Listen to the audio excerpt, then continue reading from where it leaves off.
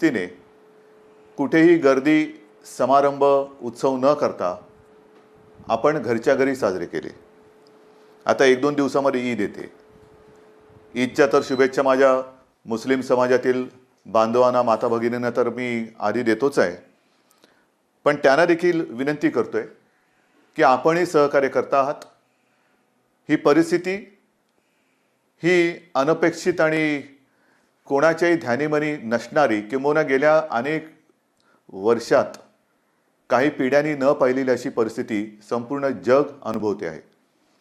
आणि म्हणून मी आपल्याला सुद्धा सांगतोय की 1-2 दिवसात जेव्हा आपला ईद आपण साजरा करणार आहात तेव्हा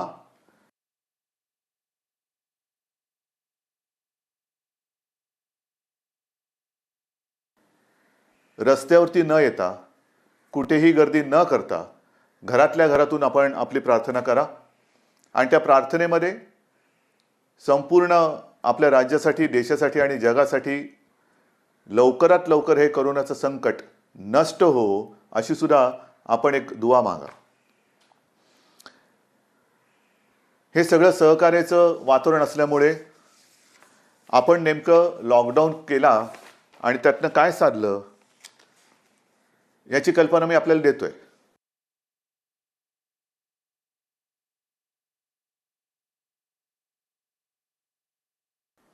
काही जणांना अजूनही पाहतात की या कोरोनाच्या रुग्णांच्या संख्येत म्हणजे पॉझिटिव्ह केसेसमध्ये अचानक थोडी वाढ झालेली आहे.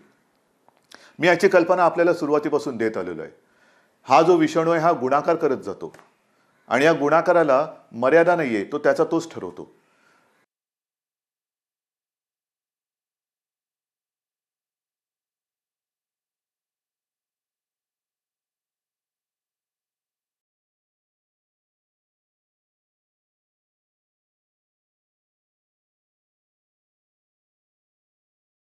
लॉकडाऊन का करायचा, आपण एकमेकापासून अंतर का ठेवायचं, ते याच्यासाठी की याचा प्रादुर्भाव जो आहे तो संसर्गजन्य असल्यामुळे आपण संपूर्ण शहरभर होर्डिंग्स, राज्यभर होर्डिंग्स लावलेली आहेत. शिंकताना, खोकताना तोंडावरती रुमाल ठेवा, मास्क घाला, मास्क का कंपल्सरी करा, हात का धुवा, ह्या ज्या काही सूचना आहेत त्या सूचना या पुढचे काही दिवस सुद्धा आपल्याला पाळाव्या लागणार आहेत. कोरोनाबरोबर जगायला शिका म्हणजे काय शिकायचं नेमकं, काय करायचं नेमकं, त्याच्यावरती मी आपल्याला सांगतोच आहे. पण एकूण हे जे काय वातावरण आहे हे तुम्हालाही आवडत नाहीये, मला तर अजिबात आवडत नाहीये. गेल्या अधिवेशनामध्ये आपण आपल्या सगळ्यांची स्वप्न पूर्ण करण्याच्या दिशेने जाणारा एक अर्थसंकल्प मांडला काय, आणि ते अधिवेशनच या संकटामुळे आपल्याला लवकर संपवावं लागलं. म्हणजे अर्थसंकल्प जाहीर झाला. मराठवाडा आहे, विदर्भ आहे, उत्तर महाराष्ट्र आहे, पश्चिम महाराष्ट्र, कोकण, मुंबई, सगळी शहरं, यांच्यासाठी प्रत्येक क्षेत्रात आपण काय काय करणार हे एक स्वप्न आहेच. आणि स्वप्न मी सत्यात आणणार, नक्की आणणार, त्याच्याबद्दल कुठेही दुमत नाही आहे. पण सुरुवात करायला घेतली आणि हे संकट आलं, सगळं ठप्प झालं. आणि त्या एप्रिलपासून साधारणतः केंद्र सरकारने किंबहुना दिल्लीची जी काही टीम मी तुम्हाला सांगत आलेलो आहे मध्ये मध्ये येते आणि आपल्याला कल्पना देते की आपण कुठे आहात, कुठे जाऊ शकता, तो आकडा हा जर का मी तुम्हाला सांगितला तो मुद्दामून मी तुम्हाला सांगतोय. मे महिन्याच्या शेवटच्या टप्प्यात म्हणजे आता जो काही टप्पा सुरू झालेला आहे त्याच्यात महाराष्ट्र हा त्यांच्या अंदाजाप्रमाणे 1.25 ते 1.5 लाख रुग्ण किंबहुना पॉझिटिव्ह केसेस असतील असा त्यांचा अंदाज होता. 1.25 ते 1.5 लाख. म्हणजे मी 1.25 ते 1.5 लाख का म्हणतोय की मेचा अखेर जेव्हा येईल त्यावेळेला साधारणतः महाराष्ट्रात 1.5 लाख केसेस ह्या असू शकतील असा त्यांचा अंदाज हा त्यांनी व्यक्त केलेला होता. आणि हे काही त्यांनी उगाचच नाही सांगितलं, एक आपल्याला खबरदारी घेण्यासाठी म्हणून सांगितलं होतं की लक्षात घ्या की ज्या पद्धतीने हा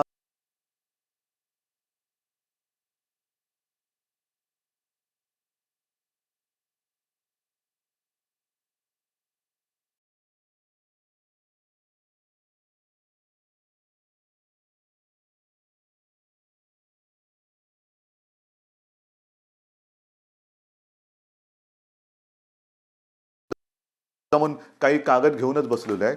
आज आपल्या महाराष्ट्रामध्ये 33,786 ह्या पॉझिटिव्ह केसेस आहेत. आपल्याला कळलं की आपल्या राज्यात या व्हायरसने शिरकाव केलेला आहे. तो रुग्ण बरा होऊन घरी गेला तरी देखील तो याच्यात पकडला जातोय. मग 47,190 म्हटल्यानंतर आत्तापर्यंत 13,404 हे रुग्ण बरे होऊन घरी गेलेले आहेत. 13,000च्या आसपास बरे होऊन रुग्ण घरी गेलेत. म्हणजे 47 मी वरचे आकडेमोड नंतर म्हणजे तुम्ही बघा, पण 47 वजा 13,000 जवळपास 33,000 रुग्ण हे आज आपल्या महाराष्ट्रामध्ये. 1.25 लाख आणि 33,000 1.25 लाख रुग्णांची शक्यता होती.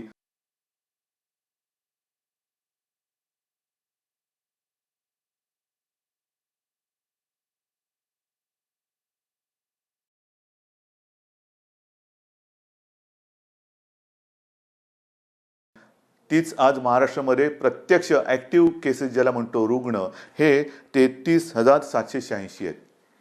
हे कशामुळे शक्य झालं? हे तुमच्यामुळे शक्य आहे. तुम्ही जी काय एक शिस्त पाळलीत, जी हिंमत दाखवली, अगदी तुमच्या मनाविरुद्ध असलं तरी, म्हणजे काही वेळेला मला आता हुकुमशाह झाल्यासारखं वाटते की अरे घर के बाहेर निकाल के देखता हूं तेरे को. हे असं नाही आहे. घराबाहेर धोका आहे म्हणून मी आपल्याला विनंती करतोय, घरात राहा. तरी आजची आपली परिस्थिती आहे, वस्तुस्थिती आहे. याच्यामध्ये एकूण टेस्ट ज्या आपण घेतल्या त्या जवळपास 3.5 लाखाच्या आसपास टेस्ट या महाराष्ट्रात झालेल्या. 3,48,026. त्याच्यामध्ये 2,98,000 म्हणजे जवळपास 3 लाखाच्या आसपास हा आकडा आता तुम्हाला मी सांगितलंच. एवढे निगेटिव्ह आलेले आहेत. दुर्दैवाने याच्यात मृत्यू मात्र झालेत. जे व्हायला नकोच होते, व्हायला नकोच आहेत, ते साधारणतः 1,577 मृत्यू झालेले आहेत. हा सगळा ठोकताळा हा आजचा आपल्या राज्याचा आहे. याच्यामध्ये काही चांगल्याही गोष्टी कशा आहेत की पूर्वी मी तुम्हाला सांगितलं होतं की लहान बालकं ही बरी होऊन घरी गेलेली आहेत. एक तर बातमी मी त्या आपल्या फोनवरती बीबीसीचं ॲप येतं ना, त्या ॲपमध्ये वाचलेली आहे की बीबीसीने कव्हर केले. मुंबईमध्ये कोरोना पॉझिटिव्ह असलेल्या ज्या आपल्या भगिनी आहेत, ज्यांच्या आता गेल्या ह्या काळामध्ये प्रसूती झालेल्या आहेत, त्या पॉझिटिव्ह होत्या. मग त्याही आता बऱ्याचशा बऱ्या झाल्या. पण त्यांची बालकं ही कोविड मुक्त जन्माला आलेली आहेत. मग त्या बालकांना कुठेही कोरोनाची लागण झाली नाहीये. हा एक चमत्कार आहे निसर्गाचा.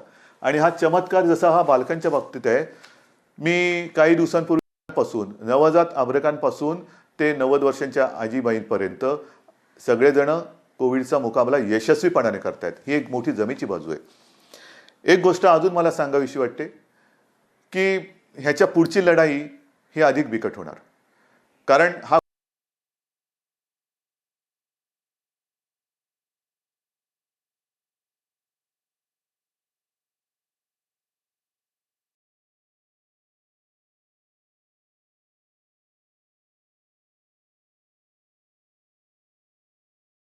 गुणाकार आता जीवघेणा होणार आहे. आपल्याकडे काही केसेस वाढणार, जशा आत्तापर्यंत वाढलेल्या आहेत तसे येत्या काही देशात काही राज्यांनी केलं असेलही, जगात काही देशांनी केलं असेलही, आपण इतर देशांकडे इतर राज्यांकडे काय करतात बघण्यापेक्षा आपण काय करतो आहोत त्याच्यावरती लक्ष देणं जास्त गरजेचं आहे.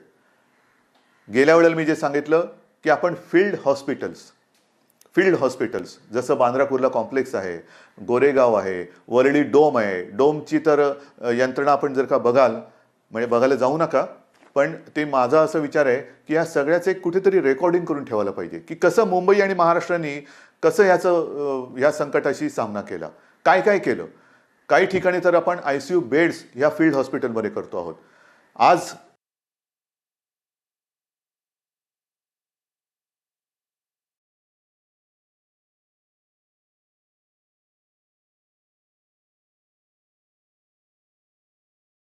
ते व्हायला नकोय. मी पुन्हा सांगतोय, एक रुग्णांची आबाळ होते अशा बातम्या येतात, होतं, सत्य आहे. ह्याचं कारण हे संकट एवढं मोठं आहे की कोणाच्याही आकलनात किंबहुना त्याला समजण्याच्या आधी हे एवढं मोठं संकट आलेलं आहे. मग त्याच्यात साधारणतः एप्रिलमध्ये मी जे आपल्याला सांगू इच्छितो, एप्रिल एंडमध्ये आपल्याकडे जे हॉस्पिटल्स आहेत त्याच्यात 1,000च्या आसपास बेड्स होते. आज आपण ही हॉस्पिटल्स आणि फील्ड हॉस्पिटल ह्यांची जर का एकत्रित संख्या मोजली तर मे अखेरीस आपण किमान 14,000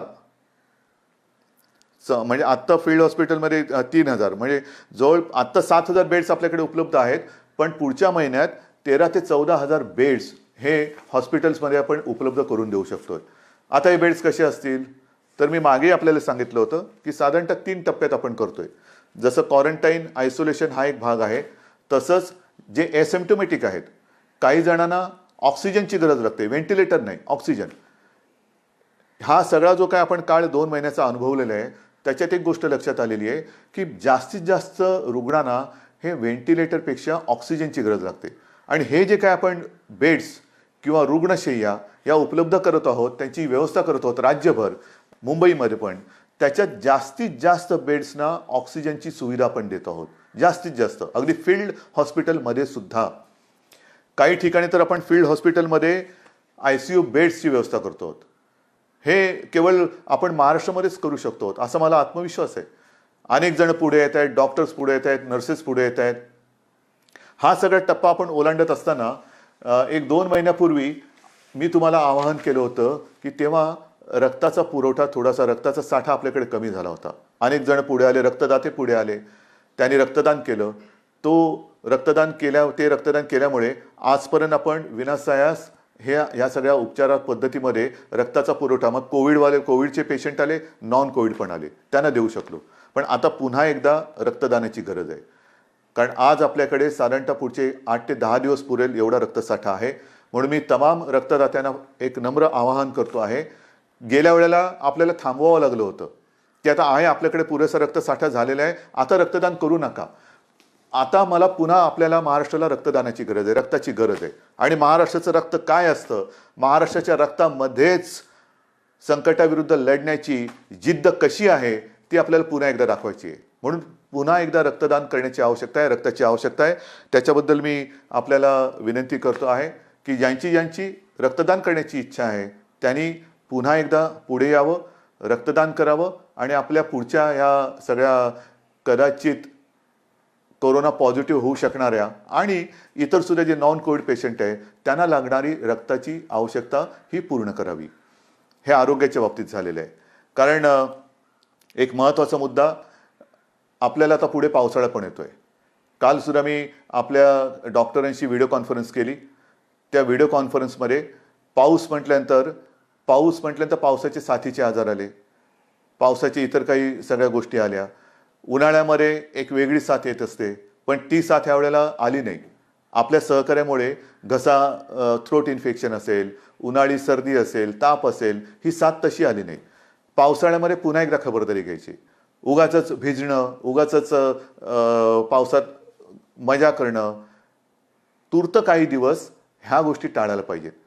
शक्यतोवर सगळ्याच रोगराईपासून आपल्याला लांब राहण्याची गरज आहे.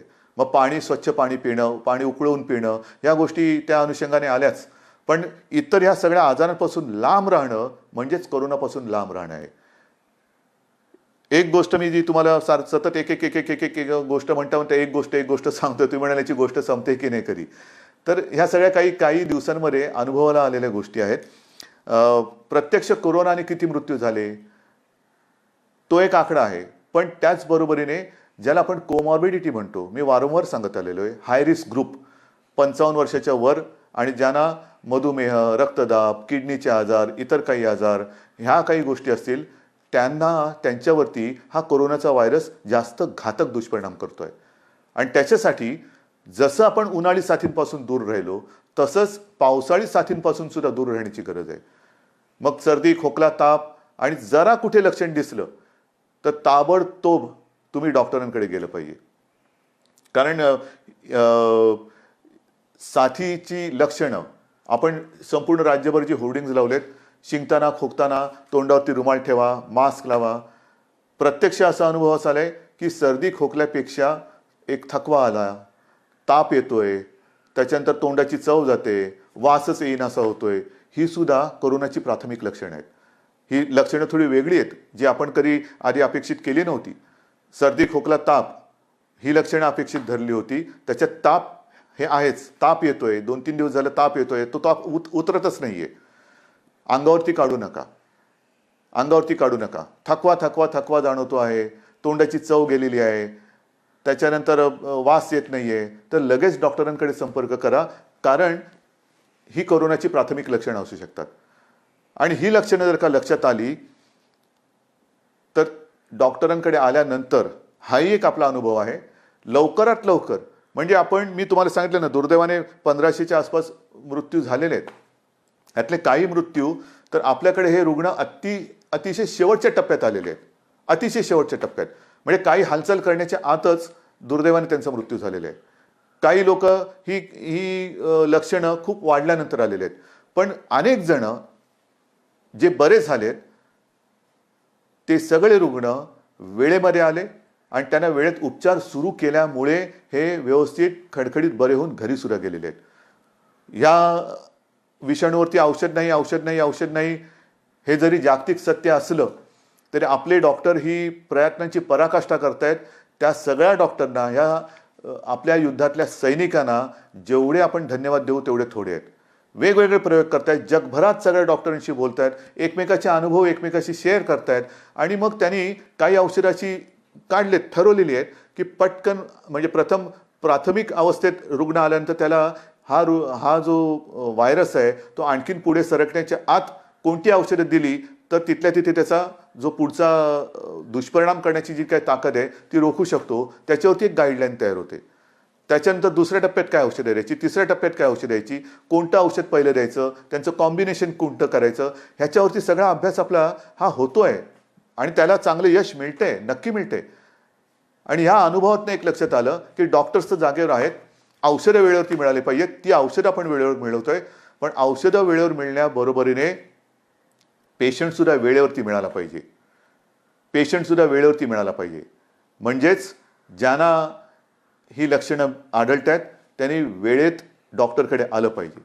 आपणही सरकारकडनं आणि महापालिकेकडनं घरोघरी जाऊन हे विकार म्हणा किंबहुना ही लक्षणं म्हणा कोणाला आढळत आहेत का त्याचा एक मोठ्या प्रमाणावरती, म्हणजे काही लाखांमध्ये आजपर्यंत आपण लोकांच्या घरोघरी गेलेलो आहोत.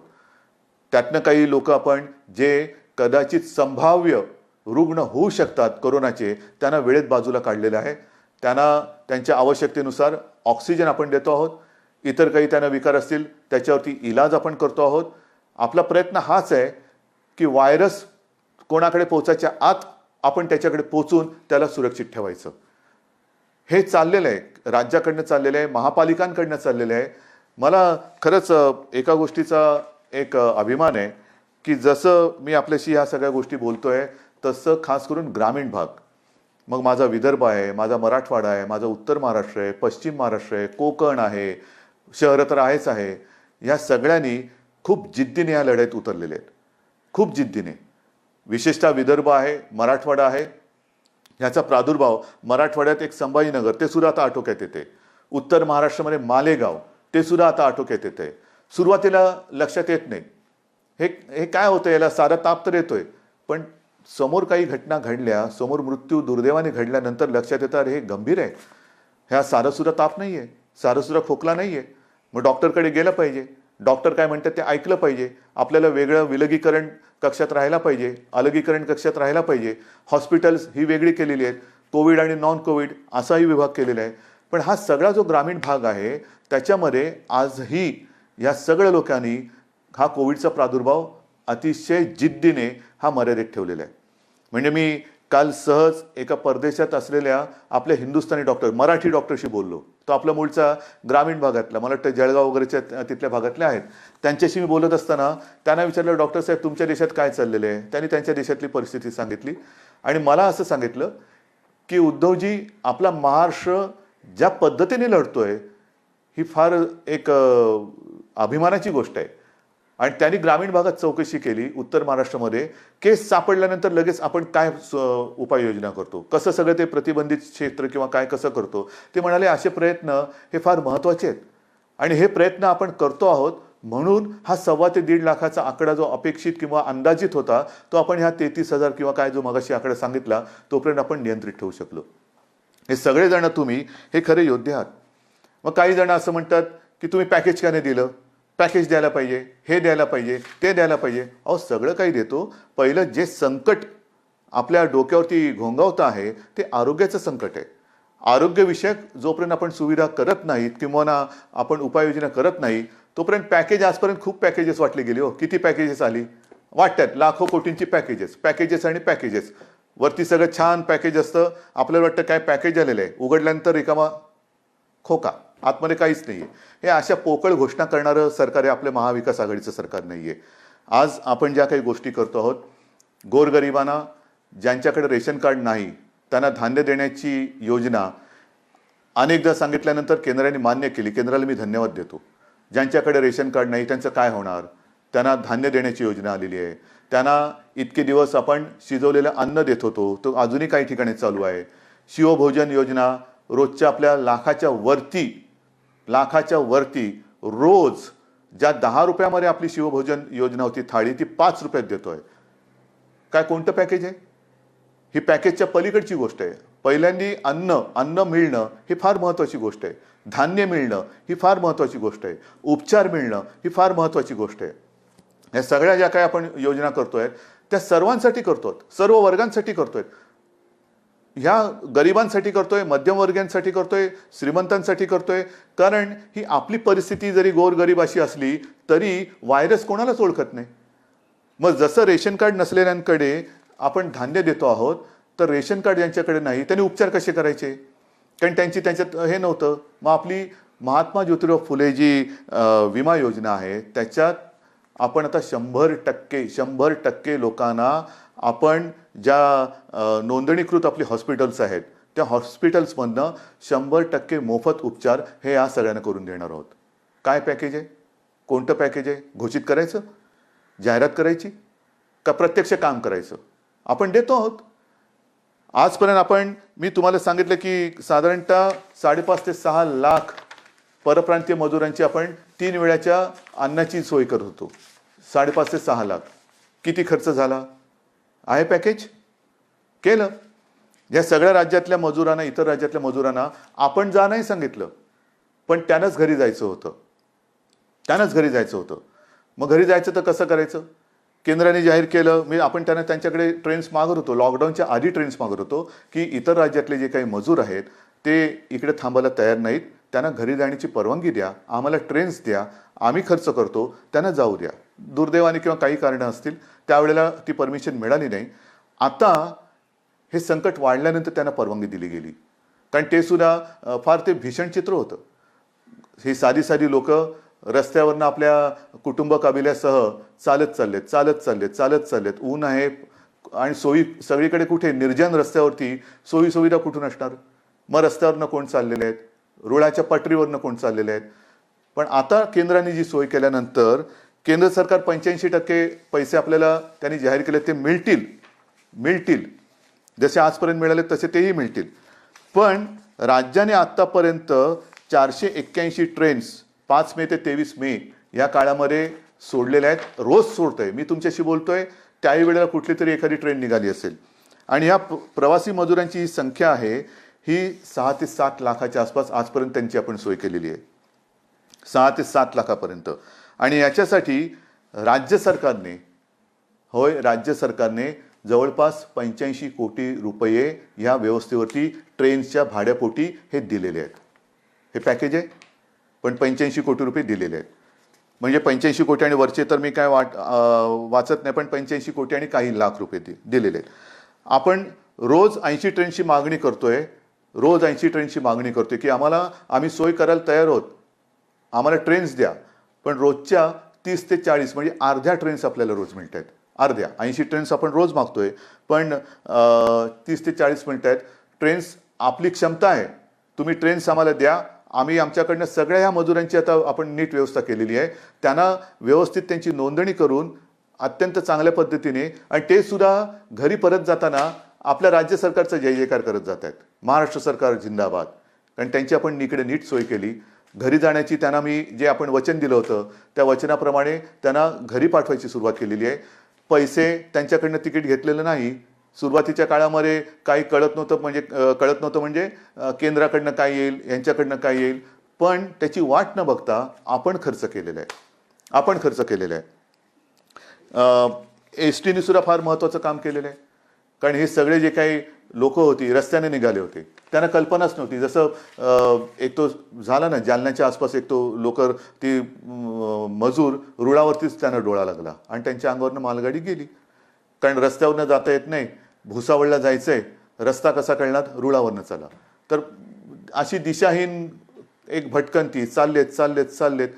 त्या सगळ्यांना आपली एस टी जी आहे, एस टीला ह्यांना सुद्धा सगळ्यांनी मी धन्यवाद देतो. त्या रस्त्यावरनं जाणाऱ्या लोकांना तिथे त्यांनी उचलून त्यांना ज्या स्टेशनवरती जायचं होतं त्या स्टेशनवरती आपण सोडतो आहोत. काही लोकांना तर एस टीमधून परराज्यामध्ये आपण नेतो आहोत. म्हणजे इथे ट्रेनने तर जातातच आहेत, एस टीतून जात आहेत. पण ही सुद्धा संख्या किती आहे? एस टी बसेसच्या आजपर्यंत साधारणतः 5 मे ते 23 मे पर्यंत 32,000 फेऱ्या झालेल्या आहेत. 32,000 फेऱ्या. त्याच्यात जसं ट्रेननी काही लाख 7-8 लाख लोक ही आपण पाठवलेली आहेत, तसं एस टीच्या माध्यमातून आपण 3,80,000 मजुरांना स्टेशनपर्यंत नाही तर त्यांच्या राज्यापर्यंत आपण पोहोचवलेले आहे. 3,80,000. आणि ह्याही वरती साधारणतः शासनाचा खर्च हा 75 कोटीचा आपण आत्तापर्यंत केलेला आहे. 75 कोटी. कुठलं पॅकेज पाहिजे तुम्हाला? पॅकेज पाहिजे इतर देशातनं सुद्धा आणि आता इतर राज्यातनं हवाई मार्गे आपल्याकडे काही विद्यार्थी येत आहेत, काही अडकलेले आपली लोक येत आहेत. ह्या सगळ्यांची सोय आपण करतोय. त्यांना बाहेरून येणाऱ्यांना आपण क्वारंटाईनची सोय करतोय. 7 जूनपर्यंत आणखीन 13 फ्लाईट्सने महाराष्ट्रामध्ये वेगळी नागरिक आणखीन येत आहेत.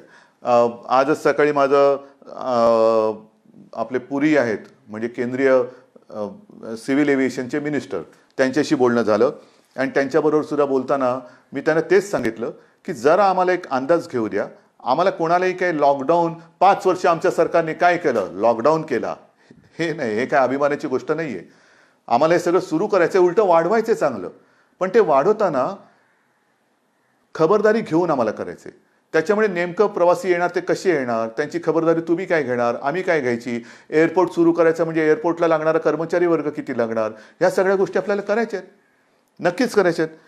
आताचा जो काय सीझन आपला हा सुरू होतोय तो सीझन एकतर शेतीचा होतोय आणि शिक्षणाचा होतोय. शिक्षणाचा सुद्धा समजा आपण अगदी जूनमध्ये शाळा सुरू करतो की नाही करू शकतो आहोत, कॉलेजेस सुरू करतो की नाही करू शकतो आहोत, ह्याच्यासाठी सुद्धा एक अभ्यास गट करून त्यांच्याबरोबर सुद्धा आपला सगळा विचारविनिमय करून त्याही बाबतीत आपण निर्णय घेतो आहोत, नक्की घेणार. शाळा समजा थोड्या पुढे गेल्या तरी शिक्षण कसं चालू ठेवता येईल तेही बघतोय. अंतिम वर्षाच्या विद्यार्थ्यांच्या परीक्षेचं काय करणार आहे तोही महत्त्वाचा निर्णय. पण एक गोष्ट नक्की की या विद्यार्थ्यांनी आणि त्यांच्या पालकांनी कुठेही अस्वस्थ होऊ नये. तुमच्या सगळ्यांच्या भवितव्याची चिंता ही महाराष्ट्र सरकारला आहे. आणि अंतिम वर्षाच्या विद्यार्थ्यांच्या परीक्षेचा निर्णय सुद्धा लवकरात लवकर हा अत्यंत व्यवस्थितपणाने आपण घेतो आहोत. तुम्ही काळजी करू नका. सगळ्या गोष्टी आहेत, एका बरोबर एक गोष्टी आपल्या सगळ्याकडे येत आहेत. त्याच्यात कुठेही कुचराई होणारच नाही, अजिबात होणार नाही आहे.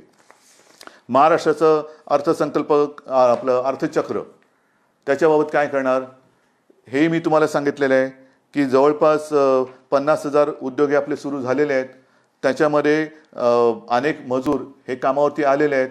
रोजगार हमी योजना त्याच्यामध्ये सुद्धा काही लाखांमध्ये मजूर हे काम करायला त्यांनी सुरुवात केलेली आहे. भिवंडी आणि मालेगाव इथला यंत्रमाग सुरू करायला आपण परवानगी दिलेली आहे. त्याच्यानंतर एस टी बसेसची जी सेवा आहे ती जिथे जिथे ग्रीन झोनमध्ये जे जिल्हे हे ग्रीन झोनमध्ये आहेत त्यांना तूर्त जिल्ह्यातल्या जिल्ह्यात आपण एस टीची सेवा सुरू करायला परवानगी दिलेली आहे, जिल्ह्यातल्या जिल्ह्यात. त्याच्यामुळे ती सुरू करतो आहोत.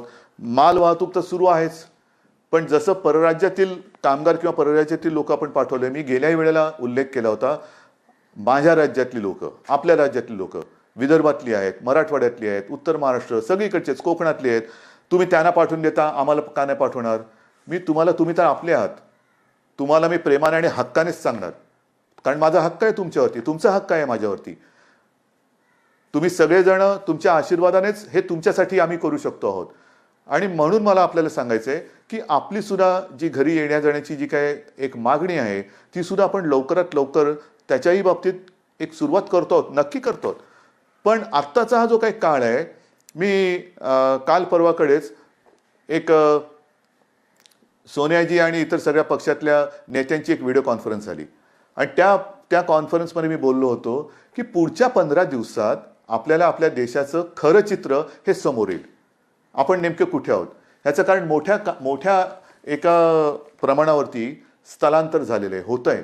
ह्या राज्यातले त्या राज्यात, त्या राज्यातले ह्या राज्यात, आणि मग प्रत्येक राज्यातल्या आरोग्य सुविधा असतील, इतर काही सुविधा असतील, दुर्दैवाने ह्याच्यातनं कोणी व्हायरस घेऊन गेले असतील, मग हे प्रत्येक ठिकाणी ह्या गोष्टी कशा कशा कशा अशा समोर येतील, त्याच्यानंतर आपल्याला देशाचं चित्र समोर येईल. आणि म्हणून अंतर्गत आपल्या राज्यातली, इथल्या जिल्ह्यातली, तिथल्या जिल्ह्यात जी काय प्रवासी करणाऱ्यांची इच्छा आहे त्यांना काही प्रमाणात तर आपण मुभा दिलेली आहे, पण मोठ्या प्रमाणावरती मुभा त्याच्यात सुद्धा जसं हे एवढे लाख लोक आपण बाहेर पाठवले तशी आपली सुद्धा नीट आपण कुठे जाणार, काय जाणार, सुरुवातीचे काही दिवस, रोजचं नाहीये, काही दिवस आपण ह्या गोष्टी करून त्याची सुद्धा परवानगी देण्याचा आपण विचार करतो. काही भागात आपण दुकानं उघडतो आहोत, काही भागात आपण ऑफिसेस उघडतो आहोत, हळूहळू या गोष्टी आपण करतो.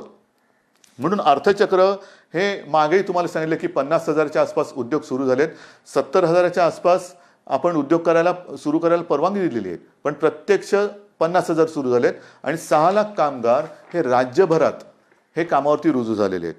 चित्रीकरण सुरू करण्यासाठी सुद्धा मी आपल्याला मध्ये आपण वाचलं असाल की नाट्यगृह आहे, नाट्य रंगभूमी आहे आपली, मराठी चित्रपटसृष्टी, त्याच्याबरोबर हिंदी चित्रपटसृष्टी, टी व्हीवरच्या मालिका आहेत, त्यांच्याबरोबर बैठका चालू आहेत. त्यांच्यामध्ये सुद्धा काही ठिकाणी त्यांनी आम्हाला सांगितलं की ग्रीन झोनमध्ये आम्हाला पावसाळ्यापूर्वी शूटिंग करायला मिळेल का, आम्ही सगळे नियम, सगळ्या गोष्टी आहेत त्याचं कटाक्षाने पालन करून, कारण आम्हालाही आमची काळजी आहे. साहजिकच आहे, हे फार महत्त्वाचं आहे. काळजी फक्त आम्ही कोणी ह्यानी त्याची घ्यायची याच्यापेक्षा स्वतःची काळजी स्वतः घेणं हे फार महत्त्वाचं आहे. आणि हे काळजी घेऊन सगळ्या गोष्टी आपण सुरू करायला देतो. चित्रीकरणाला परवानगी देण्याचा आपला विचार चालू आहे. त्याच्यानंतर पोस्ट प्रोडक्शन म्हणजे डबिंग, एडिटिंग, या सगळ्या गोष्टी ह्या मर्यादित स्वरूपात कसं करता येईल, लोकांना बाहेर फिरायला जायला परवानगी कधी देता येईल, आपण काही आउटडोर खेळ सुरू करायला काही परवानगी कशी देऊ शकतो, ह्या सगळ्याचा विचार आपण करतो. म्हणजे कुठे निगेटिव्ह ह्यानी जात नाहीये. परवाच खरीप हंगामाच्या तयारीची बैठक आपल्या मंत्रिमंडळाने घेतली आणि त्याच्यामध्ये मग पीक कर्जाचा विचार आला, विम्याची योजना आली. एक नवीन आपण प्रयोग ह्या निमित्ताने करतो आहोत की शेतकऱ्याला बांधावरतीच बी बियाणं, खतं हे कशी उपलब्ध करून देता येतील. कारण आपण पहिल्या दिवसापासून शेतीच्या कामाला कुठेही अटकाव केलेला नाहीये, ना शेतीला केला, ना शेतीविषयक म्हणजे अन्नधान्य असेल, भाजीपाला असेल त्याला कुठे अटकाव केला, किंवा शेतीला लागणाऱ्या अवजारांनाही कुठे आपण अटकाव केलेला नाहीये. तर शेती ही चालू राहिलीच पाहिजे. अन्नधान्य याचा एक पुरवठा, जगामध्ये कोणतेही संकट आलं तरी शेवटी 2 घास लागणारच, आणि त्याच्यासाठी आपण त्यांना कुठेही अटकाव केलेला नव्हता. तर शेतकऱ्याची सुद्धा खबरदारी हे आपण घेतो आहोत. कापूस खरेदी हा सुद्धा महत्त्वाचा विषय अनेक जणांनी मांडला. कापूस खरेदीचं काय, आजपर्यंत आपण साधारणतः 75 ते 80% कापूस खरेदी ही केलेली आहे, नक्कीच केलेली आहे. अजूनही ही चालू आहे, बंद नाही केलेली. मग कापूस खरेदी जशी सुरू आहे, जसं विदर्भ, मराठवाडा आणि उत्तर महाराष्ट्रातले माझे सगळे शेतकरी ह्याच्यात जास्तीत जास्त कापूस उत्पादक आहेत, त्यांची जशी आपण एक हे बघतो आहोत, तसं दूध काय करणार, दुधाचं काय करणार, इतर अन्नधान्य जे काय आहे, मका असेल, इतर असेल, काही असेल, हे कसं करणार, त्याच्या बाबतीत म्हणजे पूर्ण विचार करतो आहोत. शिक्षणाच्या बाबतीत करतो आहोत, कृषीच्या बाबतीत करतो आहोत, अर्थ खात्याच्या बाबतीत करतो आहोत, आणि हे करताना आरोग्याचा विचार सुद्धा आपण करतो आहोत, कारण तो महत्त्वाचा आहे. आपण मागे मी तुम्हाला सांगितलं होतं सर सलामत तो पगडी 50. तर पहिलं आपण शाबूत राहायला पाहिजे, त्याच्यानंतर पुढच्या गोष्टी करू शकतो. काही ठिकाणी आरोग्य सुविधा आपल्याला वाढवायला लागतात. इतरत्र महाराष्ट्रामध्ये आपण त्याच्या परवानग्या दिलेल्या आहेत. विदर्भात आहे, मराठवाड्यात आहे, उत्तर महाराष्ट्रात म्हणजे टेस्टिंग लॅब, टेस्ट करण्याची चाचणी केंद्र ही वाढवतो आहोत आणि त्यांना तशा सुविधा आपण वाढवून देतो आहोत. कोकणामध्ये सुद्धा रत्नागिरीत ह्या टेस्ट लॅबसाठी आपण परवानगी दिलेली आहे. त्याच्यासाठी तिकडे मी मागे कोकणात गेलो होतो, सिंधुदुर्गामध्ये मी बोललो होतो की व्हायरॉलॉजी लॅब ही लवकरात लवकर आपण स्थापन करू.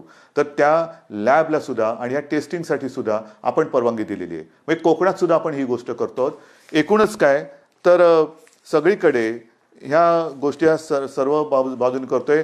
धान खरेदी सुद्धा त्याच्याही बाबत संपूर्ण खरेदी करणार, काही कोणाला आम्ही वारंवार नाही सोडत. धानाचं असेल, मक्याचं असेल, ह्याचा असेल, त्याचा असेल, सगळ्या शेतकऱ्यांना आपण आधार देतो आणि आधार देणार आहोत. हे आत्तापर्यंत सगळं तुम्हाला मी सांगितलेलं आहे. कुठेही कोणालाही आपण वाऱ्यावर सोडत नाही. अजूनही माझं मत प्रामाणिकपणे असंच आहे की हा एक संकटाचा काळ आहे. कोणीही राजकारण करू नये, अजिबात करू नये. राजकारण जर का सुरू केलं, मग तुम्ही केलं म्हणून आम्ही केलं, तुम्ही केलं तरी आम्ही नाही करणार, आम्ही नाही करणार. कारण आमच्यावरती महाराष्ट्राची जबाबदारी आहे, आमच्यावरती महाराष्ट्राची जबाबदारी आणि आमच्यावरती महाराष्ट्राचा विश्वास आहे. जबाबदारी नक्की आहे, पण त्याहीपेक्षा महाराष्ट्राचा विश्वास हा आमच्यावरती जास्त आहे आणि त्या विश्वासाला मी कधी तडा जाऊ देणार नाही, अजिबात नाही. तुम्ही काही बोला, मी प्रामाणिकपणाने काम करतोय, माझे सहकारी, माझं मंत्रिमंडळ प्रामाणिकपणाने काम करतंय, महाराष्ट्र सरकार प्रामाणिकपणाने काम करते. कृपा करून कोणीही ह्याच्यात राजकारण करू नये. कारण मी जे प्रामाणिकपणाने सांगतोय की केंद्र सरकार मदत करतं आहे. काही गोष्टी ज्या आम्हाला उणिवा भासतात, जरूर भासतात. जसं पैशाची भाग आहे, जीएसटीचा मुद्दा आहे, अजूनही पैसे यायचे आहेत, मारू बोंब. इतर काही राज्य सरकारचे पैसे केंद्राकडे अडकलेले आहेत, करू ठणठणाट. सुरुवातीला जसं पीपी किट येत नव्हते, औषधाचा काही बाजू अजूनही थोडासा तुटवडा आहे, करू बोंब, करू मारू. रेल्वेचे पैसे अजून आलेले आहेत. हे अशा नुसत्या जर का गोष्टी आपण बोलायला लागलो तर ही माणुसकी नाही आहे, माणुसकी नाही आहे. मी मागेही बोललो होतो की आता माणुसकी हा सगळ्यात मोठा धर्म आहे. सगळे जात पात धर्म, सगळे सणवार, आपले उत्सव हे जर का घरातल्या घरात साजरे करणार असतील तरी ते घरात आपण साजरे करतायत. म्हणजे मोठे मोठे उत्सव हे सगळी लोक, आता पुढच्या महिन्यात वारी येते, त्यांच्याही बरोबर माझी बोलणी सुरू आहे. हे सगळे लोक मदत करत असताना फक्त राजकारण म्हणून राजकारण करायचं हे महाराष्ट्राच्या संस्कृतीला शोभेचं नाहीये, अजिबात नाहीये. ठीक आहे, मी महाराष्ट्र जपतो, महाराष्ट्राची संस्कृती जपतो, महाराष्ट्राचे संस्कार जपतो, म्हणून माझ्या संस्कारात, माझ्या संस्कृतीत या अडचणीच्या वेळेला राजकारण करणं हे बसत नाही. मी राजकारण करणार नाही, अजिबात करणार नाही. लॉकडाऊन 31 तारखेपर्यंत लॉकडाऊन आहे. 31 तारखेनंतर लॉकडाऊन राहणार की उठणार, मला आपल्याला नेमकं सांगायचं आहे. लॉकडाऊन राहणार का उठणार हा नुसता हो किंवा नाही असा विषय नाही आहे. सुरुवातीला जसं मी आपल्याला सगळ्यांना सांगून हळूहळू हळूहळू हळू करत एक एक गोष्टी मी बंद करत गेलो, हळूहळू आपण एक एक गोष्टी बंद करत गेलो. अचानक लॉकडाऊन करणं आणि अचानक लॉकडाऊन उठवणं म्हणजे एकदा पायावर कुऱ्हाड मारली, एका पायावर मारली, दुसऱ्याही पायावर मारा, तसं नाही करायचं. आपण आता लॉकडाऊनच्या एका या दुसऱ्या तिसऱ्या फेजमध्ये जातो आहोत.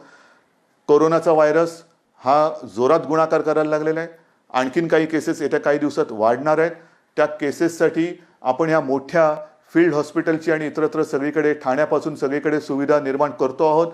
डॉक्टर्सना सांगतो आहोत, काही नर्सेस त्यांना सुद्धा मी सांगतो की आपण अजिबात काळजी करू नका. डॉक्टर्स, आरोग्यसेवक, जीवनावश्यक सेवेसाठी जो कर्मचारी वर्ग आहे, आपण अजिबात काळजी करू नका.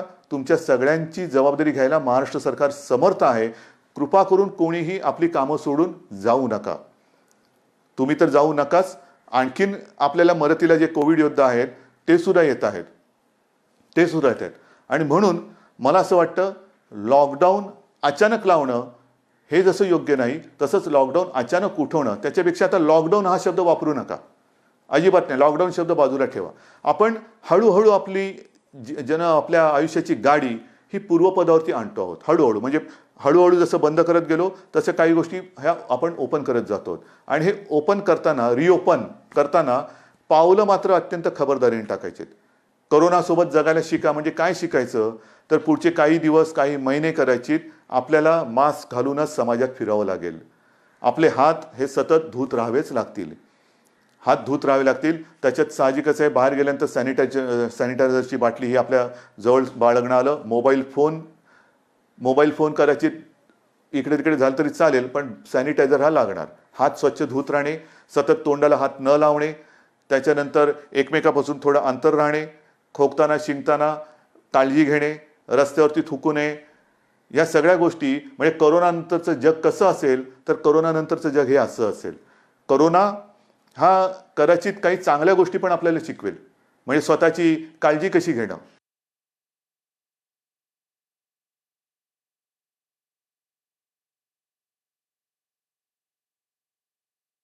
जे आजपर्यंत आपण बाळगतच नव्हतो. काम काम काम एवढं काम करायचो की त्याच्यामध्ये त्या ताणतणावामध्ये कधी मधुमेह होतोय, कधी रक्तदाब वाढतोय, कधी काय होतंय, ह्या नक्की जाणार, नक्की घालवणार. पण त्याच्याही पुढे वेगळं संकट आलं तर काय. म्हणून हे जे संकट आहे ही इष्टापत्ती मानून आपण आपल्या आयुष्याला एक वळण देऊया. काही गोष्टी करताना जसं इलाज नसतो हाही भाग आहे. तुम्ही म्हणाले बोलायला सोपं आहे हो, करायला काय, पण ह्याही गोष्टी आपण पुढे प्लॅनिंग म्हणून काय करता येईल तोही विचार करतो आहोत. आणि म्हणून मला असं वाटतं की लॉकडाऊन हा आपण हळूहळू नक्की उठवायला लागलेलो आहे. जसं मी तुम्हाला सांगितलं, उद्योगधंद्यामध्ये 70,000ला परवानगी दिली, 50,000 उघडले गेलेत, 5-5.5 लाख लोक कामावर आलेत. रोजगार हमी योजनेत जवळपास 6-7 लाख मजूर कामावरती आलेत. काही ऑफिसेस उघडतोय, काही भागामध्ये दुकानं उघडतो आहोत. मुंबईमध्ये सुद्धा हळूवार काही गोष्टी आपण आता हळूहळू उघडायला सुरुवात करतो आहोत. म्हणजे आता लॉकडाऊन हा शब्द बाजूला ठेवा, हळूहळू आपण काय उघडत जाणार त्याची यादी ही मी आपल्याला देत जाईन. पण ती दिल्यानंतर एक अट माझी राहणार आहे की मी तुम्हाला म्हणजे सरकारने परवानगी दिल्यानंतर आम्ही बघणार, गर्दी झाली तर दुर्दैवाने परत बंद करावं लागेल. गर्दी नाही करायची, अजिबात गर्दी करायची नाही. सगळ्यांना सगळ्या गोष्टी मिळणार. अगदी एखादं दुकान उघडलं म्हणजे झुंबड केली पाहिजे नाही. एकदा उघडलं की पुन्हा बंद होता कामा नये. ह्याची खबरदारी सरकारने आणि सरकारपेक्षाही तुम्ही घ्यायची आहे. एक अंतर ठेवा, लाईन लावा आणि जे काय आपलं आयुष्य सुरळीत सुरू होतंय ते सुरळीत असंच चालू ठेवा. आणि त्याच्यासाठी मला खात्री आहे, जसं सहकार्य तुम्ही आजपर्यंत दिलेलं आहे तसंच सहकार्य यापुढे सुद्धा जनजीवनाची गाडी ही परत आपल्या एका रुळावरती आणण्यासाठी आपण सगळे मदत कराल. अजूनही येथे काही दिवस कोणतेही धार्मिक उत्सव, सण वार, राजकीय, सामाजिक सभा समारंभ, गर्दी करणं ह्याला ही बंदी आहेच. आपण सर्व धर्मियांनी आजपर्यंत जे मला सहकार्य केलेले, सरकारला सहकार्य केलेले आहेत, आपले सगळे सण वार उत्सव हे घरातनं साजरे करा. आणि प्रत्येकाने आपापल्या ईश्वराकडे, अगदी मुसलमानाने म्हणून आपल्या अल्लाकडे, ख्रिश्चनाने म्हणून आपल्या जिजसकडे सगळ्यांनी प्रार्थना करा की लवकरात लवकर हे जग ग्रासून ज्यांनी या संकटाने टाकलेलं आहे त्या संकटाला नष्ट करून आम्हाला सुखाचे, आनंदाचे आणि निरोगी आरोग्याचे दिवस, आयुष्य पुन्हा एकदा जगायला मिळो ही प्रार्थना करा. जय हिंद, जय महाराष्ट्र.